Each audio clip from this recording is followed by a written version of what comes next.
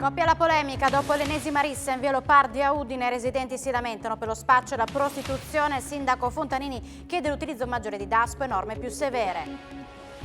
Case di riposo comunali in crisi. Per la mancanza cronica di infermieri all'appello solo nelle strutture regionali ne mancano oltre 200. L'allarme è lanciato nel corso del direttivo di Federsanità ANCI Friuli Venezia Giulia. Pandemia, tensioni internazionali e tassi di interesse non frenano il mercato immobiliare in Friuli Venezia Giulia. Il primo semestre ha fatto registrare un più 12% rispetto allo stesso periodo dello scorso anno. L'ondata di caldo a ottobre spinge le persone alla ricerca del tipico relax e refrigerio estivo. In spiaggia c'è ancora chi cerca di mantenere la tintarella e si tuffa al mare, ma ci si attrezza anche in città. Buia in festa per celebrare le imprese dei 3 campioni di casa, i fratelli Jonathan e Matteo Milan e l'astro nascente Asia Zontone nella serata del pensiero Enzo Cainero.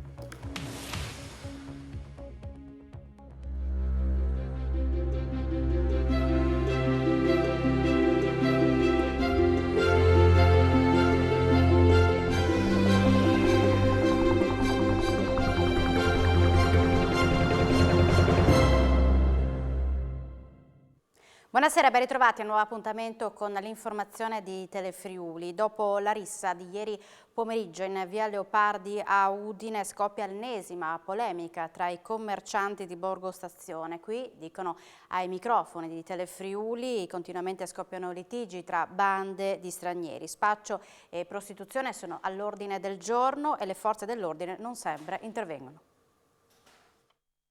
Borgo Stazione è ancora sotto i riflettori. Dopo la rissa tra 2 bande di stranieri che ieri si sono affrontate in via Leopardi a suon di calci e pugni, c'è chi ha visto spuntare fuori anche coltelli e macete, scoppia una nuova polemica tra chi in quella zona abita o gestisce una delle tante attività commerciali. Un'area insicura, come affermano, quasi una zona franca della città, dove spaccio di sostanze stupefacenti e prostituzione sono fenomeni tutt'altro che debellati. Sì, il problema è in sicurezza. Questo via Roma, via l'Europa, questo è tutto zona, vicino a stazione. Non posso passare, molto pericoloso. Ogni giorno problema. Non so perché non controllare polizia. Il problema è solo droga. Davanti da polizia, io non so io. Davanti di negozio 2 o 3 volte già fatto così. Avete chiamato anche voi la polizia spesso? Ho chiamato a Carabinieri, arrivo 2 volte a Carabinieri.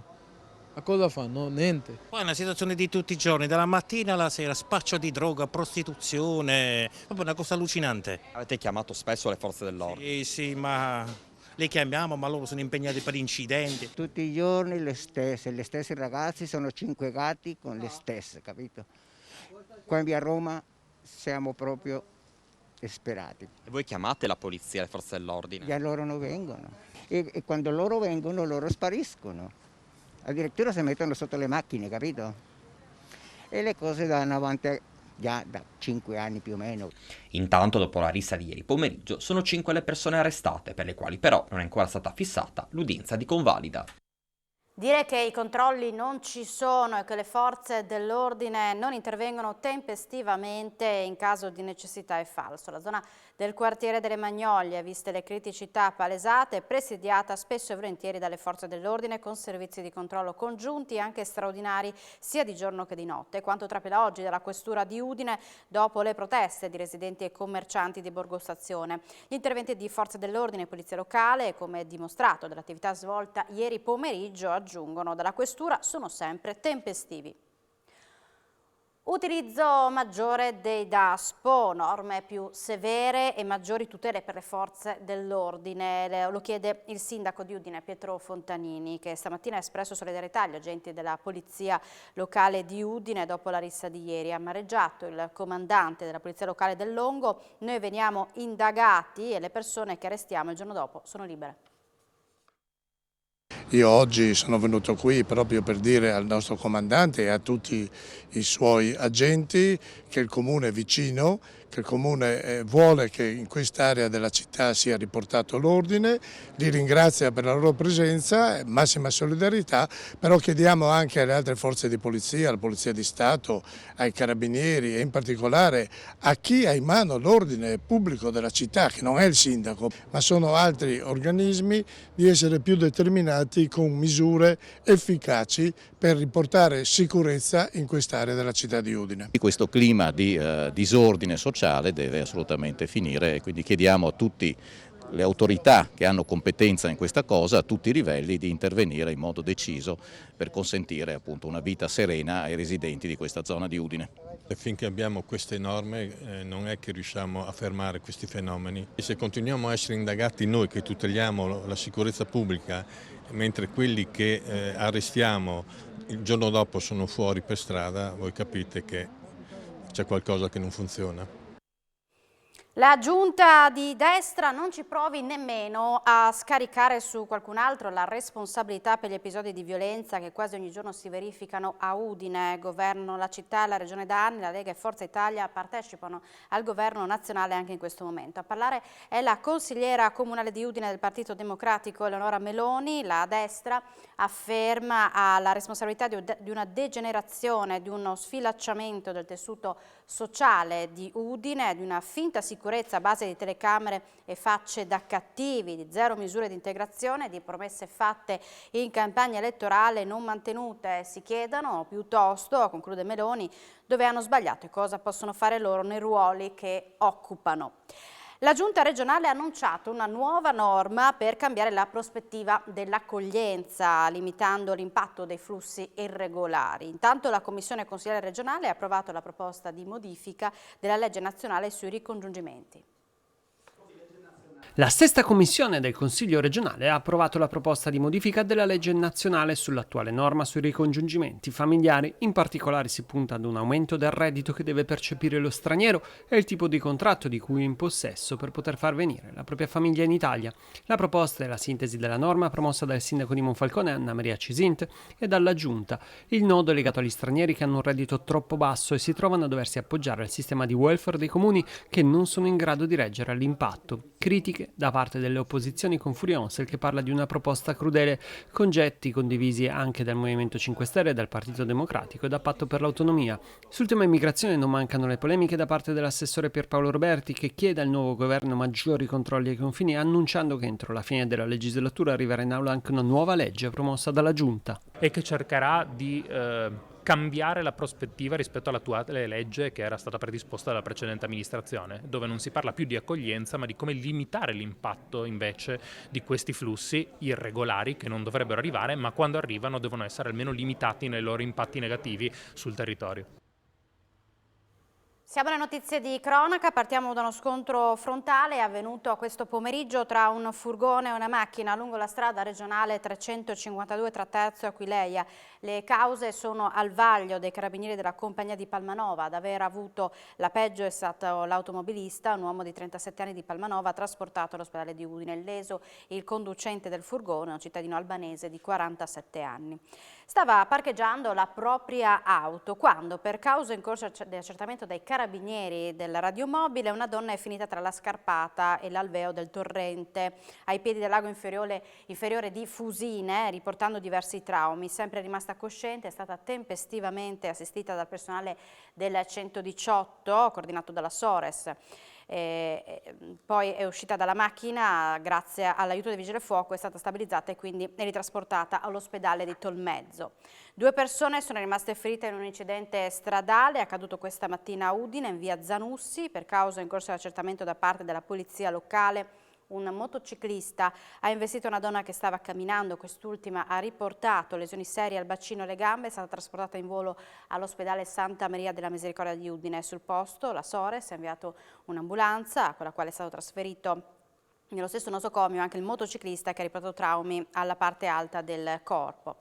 Era stato condannato a 3 anni e 8 mesi di reclusione per l'omicidio stradale di Gaia Vecchiato, morta nel 2019 in un incidente a Castions di Strada.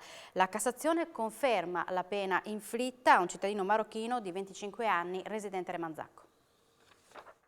La Cassazione dichiara inammissibile il ricorso, confermati 3 anni e 8 mesi di reclusione inflitte a un cittadino marocchino di 25 anni per la morte di Gaia Vecchiato, una ragazza di 22 anni deceduta nel 2019 in un incidente stradale a Castions di Strada. Il giovane Gowit El Medi era stato condannato dal GUP di Udine a 4 anni di reclusione per omicidio stradale, pena ridotta dalla Corte d'Appello di Trieste. L'incidente avvenne all'alba del 26 maggio 2019. Il ragazzo, dopo aver bevuto qualche bicchiere di troppo, si era era messo alla guida di un'automobile con a bordo 3 suoi amici, con i quali aveva trascorso la serata a Lignano. Tra loro anche la vittima. Sulla strada regionale 353, poco prima del bivio Paradiso, l'auto uscì di strada, forse per un colpo di sonno. Nello schianto, Gaia Vecchiato perse la vita e gli altri ragazzi rimasero gravemente feriti. Infortunio sul lavoro, oggi pomeriggio in un esercizio pubblico di Forni di Sotto, un artigiano di 34 anni di Dolo, dipendente di una ditta di Veneziano, utilizzando una sega circolare si è amputato il pollice di una mano. L'uomo, soccorso tempestivamente dal personale della SORE, è stato trasportato all'ospedale di Tolmezzo. Più che il caro energia, che rappresenta comunque un serio problema a spaventare le case di riposo comunali per il futuro, è la cronica mancanza di infermieri. All'appello solo nelle strutture pubbliche regionali ne mancano oltre 200, un'emergenza rimarcata oggi nel direttivo di Federsanità ANCI Friuli Venezia Giulia. Le strutture sanitarie, in particolare le case di riposo, ci sono. I comuni investono per ammodernarle o crearne di nuove per far fronte a una popolazione sempre più anziana, ma manca il personale, in primis gli infermieri, e così la risposta alla cittadinanza non è più adeguata. E questo è uno dei temi emersi nell'ambito del direttivo di Federsanità ANCI FVG, che si è svolto al Crò di Aviano alla presenza di istituzioni e amministratori locali. Sicuramente mancheranno centinaia di infermieri, non decine, centinaia di infermieri. Quando dico centinaia intendo dire almeno un paio di centinaia di infermieri, solo nelle strutture assistenziali. Il vero punto nevralgico del sistema sanitario e sociosanitario è la mancanza crescente e purtroppo non facilmente arrestabile di medici, di infermieri e anche di professionisti del settore sociosanitario. Ecco, questo sarà l'emergenza dei prossimi anni. Complici anche i rincari energetici, dalle case di riposo comunali arriva una forte preoccupazione. E sicuramente dovranno riorganizzarsi e dovranno migliorare la qualità e l'offerta che danno agli utenti, ma certamente senza personale non farà molta strada, quindi questo è un tema su cui dovremo fare i conti in maniera, direi, immediata. Cosa possiamo fare? Certamente dobbiamo riprendere in mano la sanità territoriale, che in qualche maniera avevamo un po' trascurato perché l'emergenza era difendersi dal Covid. Presente all'incontro anche il vicegovernatore Riccardo Riccardi, che si è detto conscio del problema del personale e ha ricordato che la Regione in 2 anni ha messo sul piatto 34 milioni di euro di ristori per le residenze per anziani e si è augurato che il prossimo governo faccia la sua parte. E veniamo ai dati di oggi della pandemia. I nuovi casi sono 1371, i ricoveri in terapia intensiva sono 5, mentre le persone ricoverate in altri reparti 217. Si registrano 5 decessi, 4 a Udine, 1 a Gorizia. Questa mattina a Cusignacco è stato inaugurato il primo ambulatorio di quartiere del comune di Udine. Si tratta di un servizio di supporto e di ascolto rivolto in particolare alle persone fragili e agli anziani. La popolazione invecchia inesorabilmente, anche per questo il comune di Udine ha deciso di ripristinare, rinnovandolo, un servizio che anni fa veniva erogato in favore delle persone fragili e anziane. Questa mattina a Cusignacco è stato inaugurato il primo dei 7 ambulatori infermieristici di quartiere previsti in città. Si tratta di un servizio realizzato avvalendosi dei professionisti e dei volontari della Croce Rossa Italiana, finanziato attraverso il 5 per 1000. L'ambulatorio di quartiere eroga delle prestazioni sanitarie di base che ci sono state autorizzate dal Dipartimento di Prevenzione, quindi dall'azienda sanitaria, che sono piccole medicazioni, iniezioni sottocutanee, ma soprattutto è un ruolo nel quale le persone possono venire quando hanno dei bisogni di salute e in qualche modo, mi riferisco soprattutto agli anziani, hanno difficoltà a accedere ai servizi. A quello di Cusignacco nei prossimi giorni seguirà l'apertura di altri 6 ambulatori, tra i quali quelli di Sant'Osvaldo, Paderno, Laipacco e Rizzi. Effettuare correttamente una chiamata al 112 può essere fondamentale per salvare una vita. Partendo da questo presupposto, gli operatori della Sores incontrano gli studenti a scuola. Il progetto Una chiamata per salvare la vita ha fatto tappa oggi allo Zanon di Udine. Una chiamata per salvare la vita. E questo è il titolo del progetto che porta nelle scuole e tra i giovani, ma attraverso loro anche alle famiglie, gli operatori della Sores, chiamati a spiegare e a dimostrare nella pratica quanto sia importante la correttezza della chiamata al 112 quando si verifica un'emergenza sanitaria. Il progetto è finanziato dalla Fondazione Friuli e dalla Regione, che ha dotato anche ogni scuola di un defibrillatore. Il progetto ha fatto tappa questa mattina all'Istituto Zanon di Udine, dove sono anche state date indicazioni agli studenti sulle manovre da eseguire in caso di arresto cardiaco. L'importanza di un'iniziativa come questa rientra tra i compiti della Sores, che sono quelli di diffondere la cultura dell'emergenza e in particolar modo di sensibilizzare e comunicare alla cittadinanza qual è una corretta modalità per attivare il sistema dell'emergenza, aiutando il sistema dell'emergenza ad aiutare la persona che si trova nelle difficoltà. Ci permetterà di far capire l'importanza di una correttezza di una chiamata, l'importanza di quella che è l'inizio di una chiamata, quindi capire dove andare, per quale motivo andare, e la completezza della seconda chiamata che va poi a corollario. Pandemia, tensioni internazionali, tassi di interesse alle stelle non frenano il mercato immobiliare in Friuli Venezia Giulia. Sul fronte delle compravendite il primo semestre del 2022 ha fatto registrare un più 12% rispetto allo stesso periodo dell'anno prima, quasi impossibile trovare casa a Legnano e Sappada. Il mercato immobiliare del Friuli Venezia Giulia non conosce crisi e pazienza se i tassi di interesse per i nuovi mutui non sono stati mai così alti dal 2016. Il mattone tira ancora e all'orizzonte non sembra profilarsi una crisi epocale del settore, anche se, come ha voluto sottolineare l'udinese Leonardo Piccoli, vicepresidente della Federazione Italiana degli Agenti Immobiliari Professionali, la preoccupazione a causa delle continue tensioni internazionali è legittima e l'erogazione dei mutui per l'acquisto della seconda casa conoscerà probabilmente una flessione compresa tra l'8 e il 10%, sia a causa delle difficoltà di mutuabilità delle famiglie che delle tempistiche lunghe di erogazione dei prestiti da parte delle banche. Basta però comparare i dati del primo semestre del 2021 con quelli dello stesso periodo di quest'anno per capire come effettivamente in Friuli Venezia Giulia la casa sia considerata ancora un investimento irrinunciabile, che in alcuni casi, grazie anche alla spinta del superbonus 110%, sta contribuendo a rivalutare territori a rischio di spopolamento, come la Carnia e le valli del Natisone. Veniamo ai numeri. Nel 2020 sono state 13.800 le compravendite residenziali nella nostra regione, delle quali 10.000 per la prima casa e 3.800 per la seconda. Nel 2021 le compravendite sono invece state 17.500, delle quali 11.000 per la prima casa e 6.500 per la seconda, mentre il trend del primo semestre del 2021 fa segnare addirittura un più 12% rispetto allo stesso periodo dell'anno prima.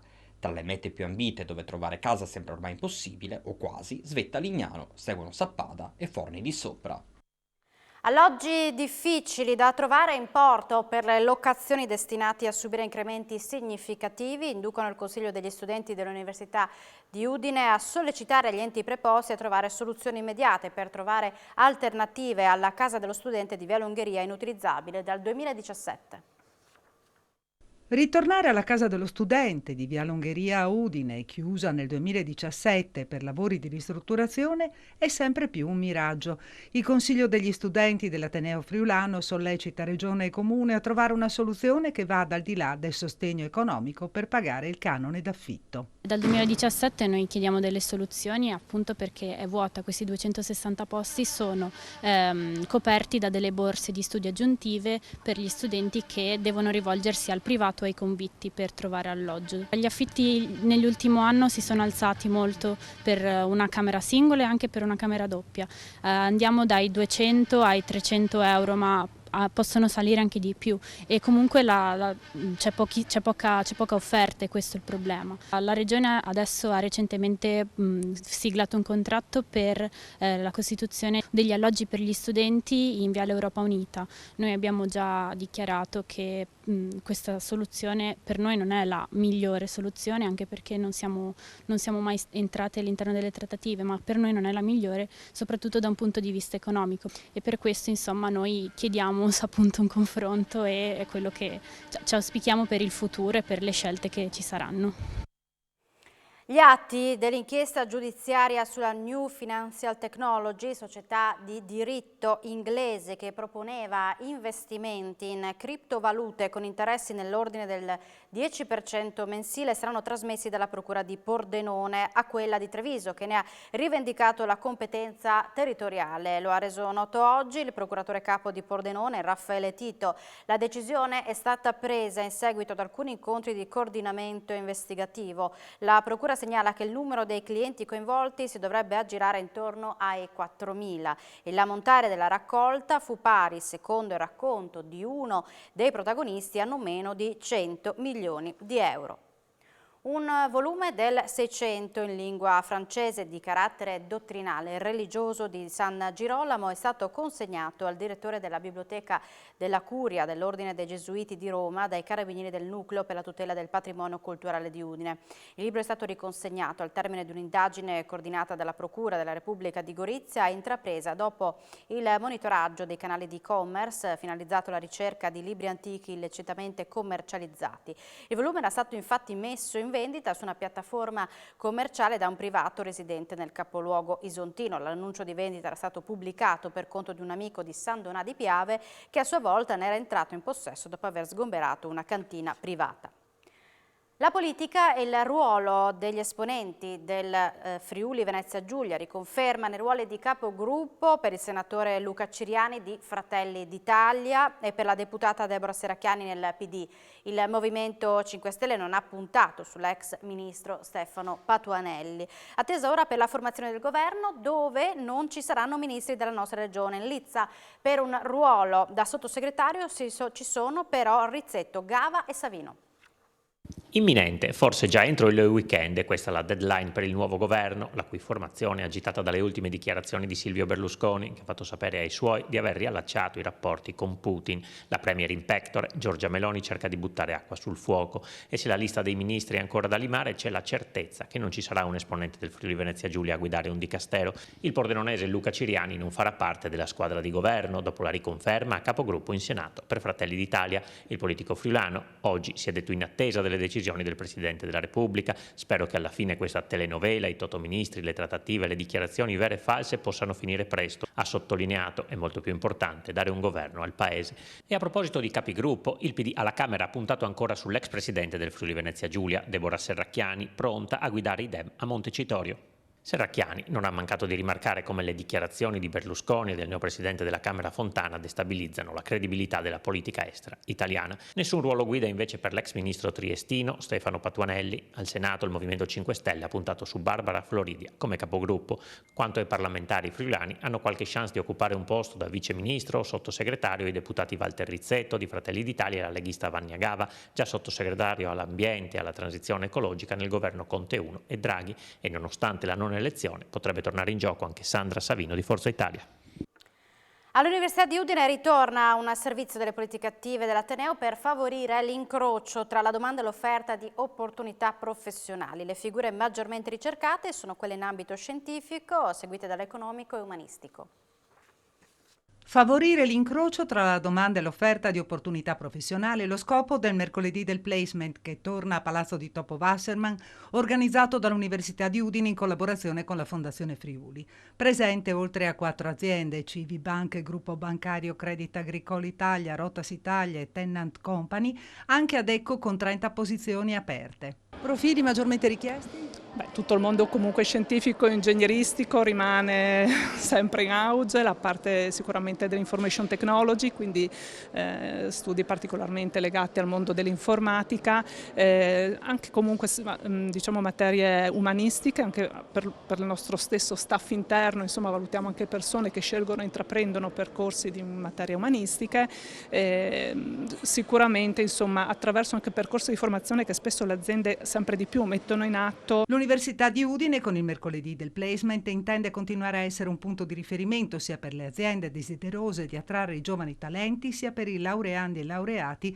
alla ricerca di uno sbocco occupazionale. Mi rivedo molto in questi giovani ragazzi che vengono qua a fare la selezione pronti a iniziare con tante aspettative, a iniziare un nuovo lavoro, una nuova attività. Spererei con l'evento di oggi di trovare un lavoro ovviamente, possibilmente nel mio settore, quindi quello delle lingue straniere.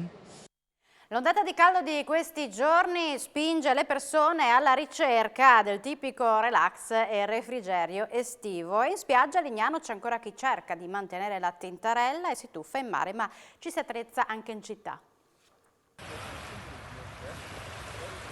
La bolletta del gas per il momento va nel cassetto perché questo ottobre, da temperature estive, più che un invito alle maglie pesanti di lana, stufe a pelle, legna da ardere, porta ancora le persone al mare, con tuffo compreso, come questi turisti tedeschi a Lignano Sabbiadoro. Passeggiata con i piedi in acqua, un bagno e via per alcuni, mentre altri, quelli più temerari, si sono avventurati anche in una lunga nuotata.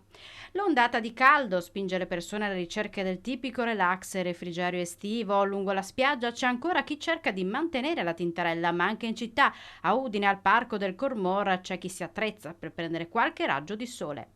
Quest'ultimo colpo di coda dell'estate riporta dunque più gente al mare, in particolare tra le 11 del mattino fino alle 16 del pomeriggio, quando si raggiungono anche i 25 gradi di temperatura, e tutto questo a 2 mesi dal Natale. Presentato a Tolmezzo un ambizioso progetto per la Carnia con la creazione di 2 parchi energetici a Sutrio e Ravascletto e la riqualificazione in chiave turistica di alcuni edifici. Riprenderanno vita un vecchio mobilificio e 2 malghe in rovina.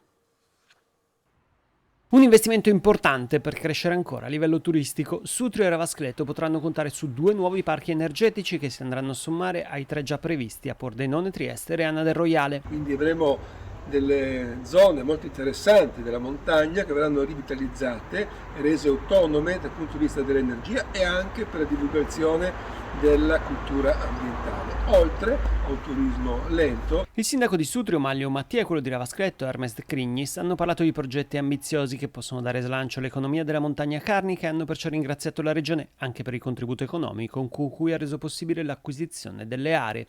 A Sutrio il progetto parte dal recupero di un vecchio mobilificio all'ingresso del paese e dove la volontà dell'amministrazione di creare un coworking, un parco per bambini, aree commerciali, noleggio bici e un ostello con il focus sui cicloturisti. A Ravascletto invece verranno riqualificate 2 malghe oggi in rovina. Il sito più alto, Valsecca, ospiterà 4 piccoli edifici, il rifugio che comprende cucina e ristoro, con alloggio del gestore, 2 edifici destinati al pernottamento e un piccolo bivacco da utilizzare in tutte le stagioni. La casera bassa richiama invece la vocazione sportiva con una palestra per l'allenamento ad alta quota e relativi servizi. Entrambe le aree offriranno servizi per il cicloturista, quali colonnine di ricarica elettrica e per la manutenzione dei mezzi. È stato presentato oggi il sito multilingue del Consiglio regionale. Il nuovo sito non è un semplice restyling, ma in qualche modo una rivoluzione, a dichiararlo il Presidente del Consiglio, Piero Mauro Zanin, nel corso della presentazione. È stato presentato il nuovo sito web multilingue del Consiglio regionale nella sede della Regione a Udine, presenti l'assessore regionale alle lingue minoritarie Paolo Roberti, assieme al Presidente del Consiglio Piero Mauro Zanin, al Presidente di Arle Feros Cesilino e all'amministratore unico di INSIEL Diego Antonini. Questa amministrazione in modo particolare sta puntando tantissimo sulle lingue minoritarie per tutta una serie di motivazioni, oltre che di carattere culturale, linguistico e identitario, come ripetiamo spesso, anche a salvaguardia della nostra stessa specialità, che trova ormai la sua esistenza sostanzialmente solo nel fatto che in Friuli Venezia Giulia si parlino 4 lingue. La realizzazione del sito web rappresenta un primo passo verso le celebrazioni dei 60 anni dello Statuto della Regione. Nel sito si trovano già le traduzioni del documento nelle 4 lingue. Terzo Consiglio regionale, dopo quello della Val d'Aosta e del Trentino Alto Adige, avere un sito dedicato proprio alle 3 lingue minoritarie, quindi il friulano, lo sloveno e il tedesco, con l'idea insomma di poter attraverso questo sensibilizzare l'attenzione dei giovani e anche dei meno giovani all'utilizzo di questa lingua che, come dicevo prima, è il fondamento della nostra specialità e quindi della nostra responsabilità, del nostro autogoverno. Quanto è importante essere presenti anche nel sito del Consiglio regionale con la lingua friulana? Assolutamente importante, perché dà alla lingua friulana quell'aspetto istituzionale che è necessario proprio per elevarne lo status. Siamo in chiusura, subito dopo la pubblicità appuntamento con tutte le notizie sportive. Grazie per l'attenzione e buona serata con Telefriuli.